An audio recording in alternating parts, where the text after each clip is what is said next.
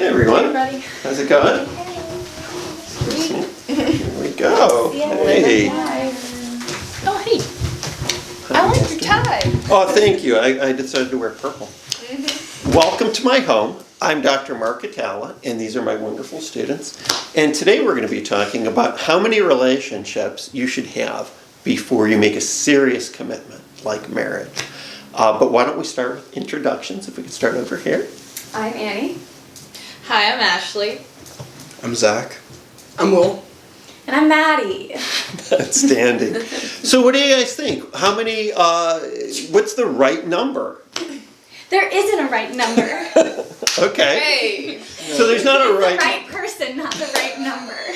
Oh. But what do you think? Should people... Well, that's our video. I don't know necessarily.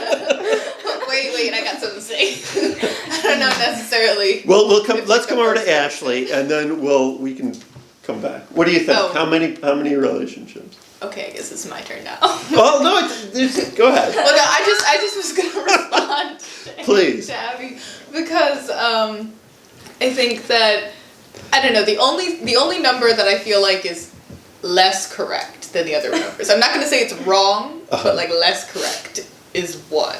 Like I think when you have no reference point and you just have one person and you just are like, yep, this is it. This is the only person I will ever need. I feel like you're not wrong. You can do that. That's a choice. Mm-hmm. But like, I think that it's a little better when you have like 1 or 2 outside of that person, you know? Something to compare them to. Precisely.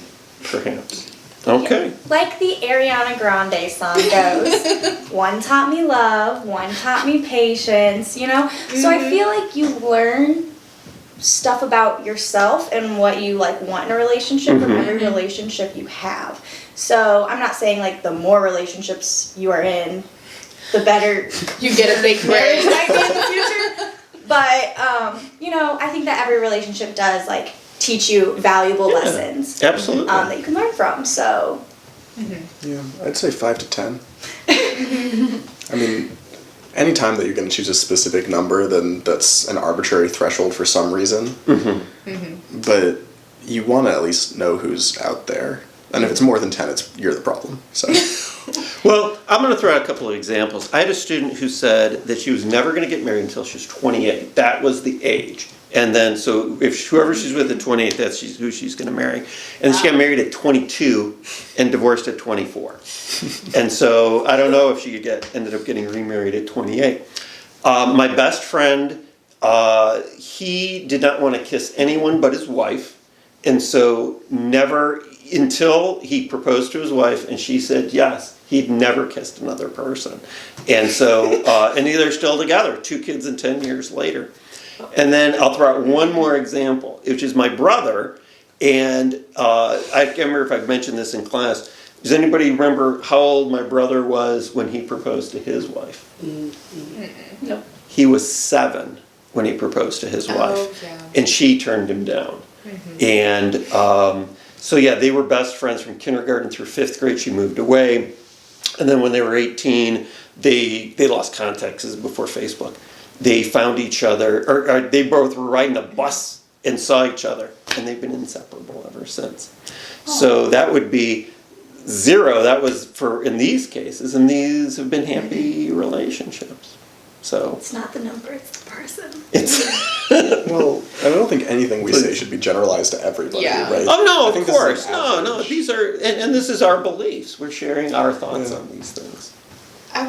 Please. This is a psychologist to me, but now I really want just a study. I want like a longitudinal study of like all of the relationships in the past 20 years and like how many partners did you have before you got married, and then was your marriage successful? The study that I want to see done that has not been done is people who meet as teenagers and are married for 40 years. Because there is not research on that. You guys can do it. You guys are gonna do this study now. Let's put Annie on the spot. What do you think? How many relationships are the right number? I kind of agree with what's already been said between Maddy and Ashley. Like I think that I do think it's the person, not the number of relationships. But, like, I do think having at least one or something to compare it to is good to, like, find out things about yourself. But I also think, like, within one relationship, you can find out a lot about what you want and what you don't want. It's, like, how flexible your partner is or, like, how much your partner meets your needs and stuff. But, yeah, I mean... These aren't like, easy I've definitely questions. learned a lot from my exes, but I also feel like you can also learn a lot, like, on the outside looking into somebody else's relationship. Like, with my, like, a lot of my good friends, like, they tell me about what happens and stuff, and we give each other advice. So I think, like, knowing those things, too, it's like, oh, I don't want to deal with that, or somebody who's going to do that, but I don't know. Will hasn't said anything yet, so we'll bring it over to you. Ooh. I do agree that I don't think you can put a number. I will say, I also agree, though. I think, from me personally, like, you do learn a lot every single time you have one. Not even just about yourself, but just about how to be in a relationship. But I think the things that are more important than necessarily how many partners is how long you've been together and what age you are. I think those are more, to me, indicative than, like, how many partners you've had, personally. I think that age is a huge thing, and like I said, like, how long people are together, because I've known several people, and by several, like, a lot of people that get married in college that have been dating for less than a year. I mean, I know several people less than a year of dating, getting married. But when you know, you know. Well, considering I know a couple of them have already been divorced after less than a full year. Okay. So how old and how long? I feel like at least out of college, like, with a somewhat of a job, or at least idea of what you want to do. So I've always said, like, around 23-ish, and then I would say at least, I'd say, I don't know. So you're getting married.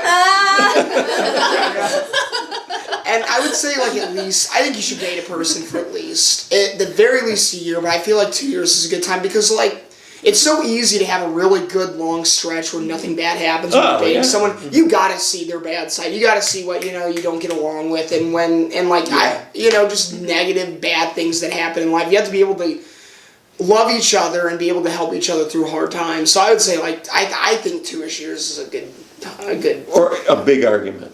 To propose after 2 years? Yeah, not get married, to propose. Okay. I don't know. That's a whole other ball of wax of what's the right amount of time. Ashley, please. I think that it hit in my brain, but about the fact that it's not time, like, we've talked about this in a previous episode, but the idea that, like, it's about life experience and not time spent. So, like, in the Disney relationships, like, 3 days can be enough if you do so much in 3 days, But I think that, for me, I think that when you know that, like, you can get married is, like, after you've had a couple epic fights and are still together, you know? Like, if you know that you can work through, like, hard times, then that is an indication that you can probably get married. And I think that's why, for a lot of people, it takes a couple relationships, because you have that one bad fight, and then that's the end of the relationship, Or they do one bad thing, or, like, go through one big struggle, and then that's the end of that relationship. But your goal is to hit, like, a certain number of struggles with the same person than hit a certain number of people or a certain amount of time. I think the fights indicate the love. Well, and I think I would agree, and I think people change over time. And I think if you guys look at your relationships in college and how they're different from your relationships in high school. What High school relationships in high relationships. But yeah, it becomes significant in that sense. So have we reached a consensus? Some number, Not 23. 23 is too high. That's too high. No, 23 is No, not. she's saying it's too Maddie low. is 23. We don't get married at 23. I said not. I'm not more Yeah, engaged. Maddy is When I 23. say married, I mean engaged. You're getting a panic attack. I gotta catch up.